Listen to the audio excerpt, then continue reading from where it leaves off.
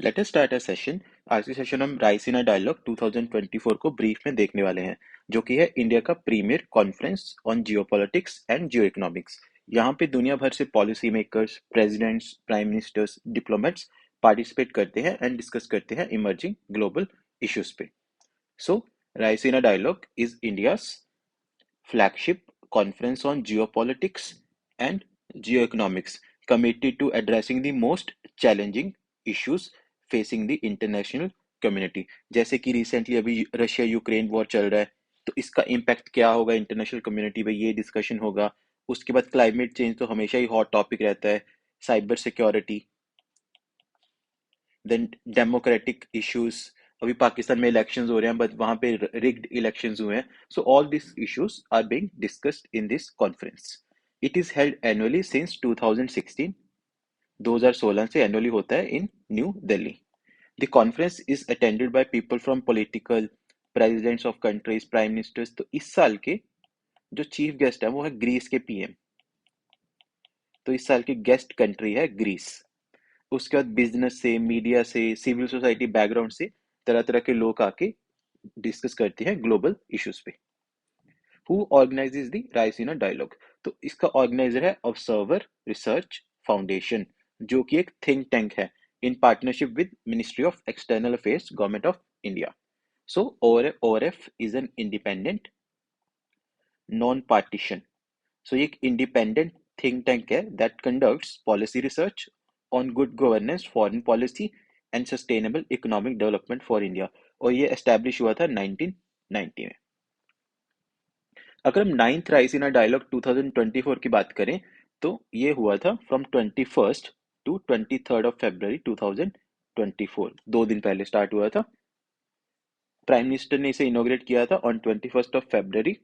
And Greece के PM, prime minister of Hellenic Republic Greece, mister Kyriakos Mitsotakis, join the inaugural session as the chief guest. ये रहे Greece के PM. तो ये chief guest थे और ग्रीस थी गेस्ट कंट्री, और इन्होंने डिलीवर किया द की नोट एड्रेस। अगर हम की नोट स्पीकर्स की बात करें, तो हमने देखा था तरह तरह तरह के बैकग्राउंड से लोग आते हैं। तो founder and CEO of reset UAE, additional secretary in the ministry of electronics and information technology, head of foreign relations Aditya Awasthi, founder and CEO MB India, और chief of naval staff, France के chief of naval staff भी आए थे, chief of naval staff of India. तो this were the keynote speakers. अगर हम Raisina dialogue की theme की बात करें, तो इस साल की थीम थी Chaturanga, conflict, contest, cooperate and create. And decision makers and thought leaders of the world engaged with each other across conversation in various format over 6 thematic pillars। तो 6 थीमेटिक पिलर्स थे, उनके ऊपर डिस्कशन हुई थी, जिसको हम वन बाय वन देखते हैं। सो फर्स्ट पिलर था tech frontiers, regulations and realities.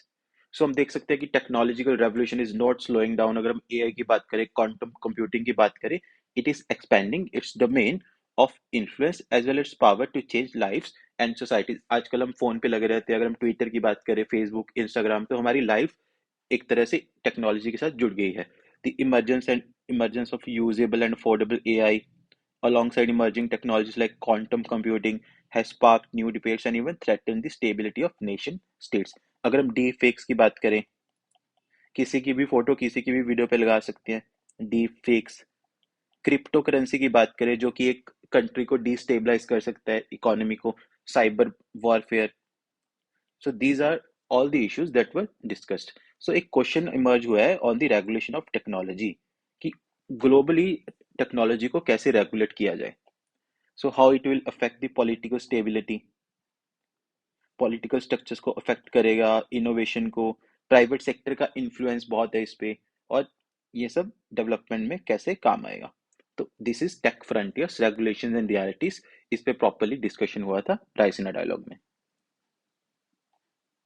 Second pillar is peace with the planet, invest and innovate. So countries have placed to transition their economies and industrial capacities to a net zero framework, जो कि part था Paris agreement of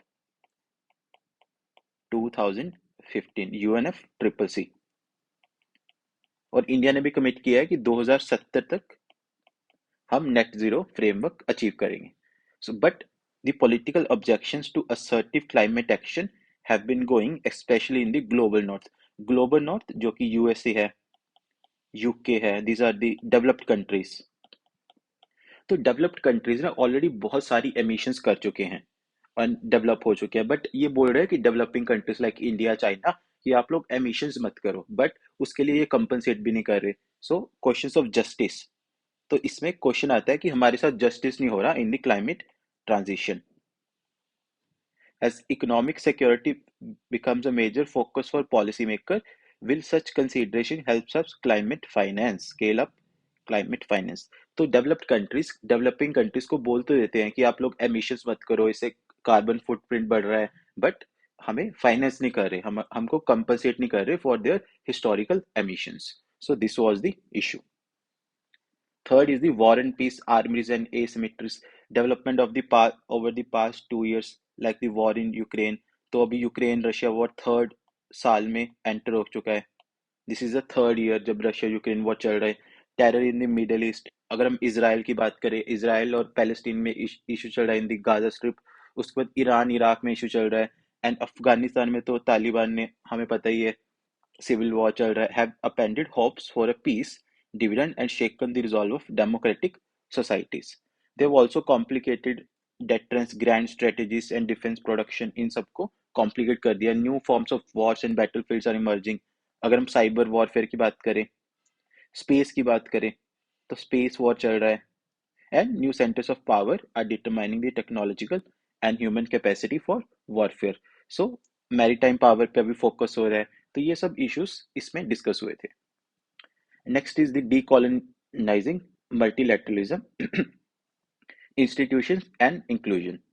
Reformed multilateralism is the key to billions of hopes in the global south and a quest for a world that recognizes the aspirations and urges of its forgotten multitudes. अगर हम United nation security council की बात करें, सो ये 1960 से लेके अभी तक रिफॉर्म नहीं हो पा रही, बट रियलिटीज अभी चेंज हो चुकी हैं. अगर हम इंडिया की बात करें, India is the most populated country. हमारी 1/6 पॉपुलेशन है वर्ल्ड की हमारे पास. तो ये सब मल्टीलेटरलिज्म को हमें रिफॉर्म करना चाहिए. So this is the time. As new multilateral frameworks emerge, जैसे कि ब्रिक्स, ये नए मल्टीलेटरल फ्रेमवर्क्स इमर्ज हो रहे हैं. एससीओ, जो इंडिया इसमें दोनों में मेंबर हैं, can they B both useful and inclusive. तो क्या ये यूजफुल एंड इंक्लूसिव दोनों हो सकते हैं, इस पे डिस्कशन हुआ. And rising geographies like Latin America, जहाँ पे 65% लिथियम रिजर्व्स हैं. वेस्ट एशिया एंड अफ्रीका, जहाँ पे ऑयल है. Putting their stamp on the multilateral architecture. Next is the post 2030 agenda, people and progress. The Millennial Development Goals and Sustainable Development Goals have defined the growth agenda for the past 3 decades. तो हमने 17 SDGs हैं जो achieve करने हैं by 2030. So the world will need to craft a new grammar for cooperation and development. जैसे India की theme है Vasudev कुटुंबकम. The word is one family. So we'll need a grammar for cooperation and development. और private sector इसमें क्या role play करेगा, philanthropist इसमें क्या role play करेंगे, सिक्योरिटी कंसिडरेशंस क्या होगी. So that was the agenda for this pillar. And the last is the sixth pillar is defending democracy, society and sovereignty. The democracy paradox. अभी हम देख रहे हैं पाकिस्तान में जो इलेक्शंस हुए थे वो कैसे रिग्ड हुए थे. जिसको वोट पड़ा था उसको, as democracies continue to evolve, safeguarding their basic principle remains of utmost important. As the world's largest democracy head into elections, अगर हम इंडिया की बात करें, यूएसए की बात करें, questions are raised about democracy's ability to withstand the pressure of a multi-truth world. Can democracies mitigate the threat of election interference? वही पाकिस्तान की बात आ गई. इतनी इंटरफेरेंस हुई थी, जो बंदा हार रहा था उसको जिता दिया गया फ्रॉम बैड एक्टर्स, जैसे कि तालिबान हो गया, आईएसआईएस हो गया. And non democratic forces. Will the intersection of conflict and global norms and local practices cause a rift between Western and non-Western democracies, Western like US, non-Western Russia. Can democracy survive the fourth industrial revolution unscathed? So these were the questions that were discussed. So that is it for this session. Please like, share, subscribe and comment your feedback. इसकी PPT का link आपको description में मिल जाएगा. Thank you and best wishes for exams. जय हिंद, जय भारत.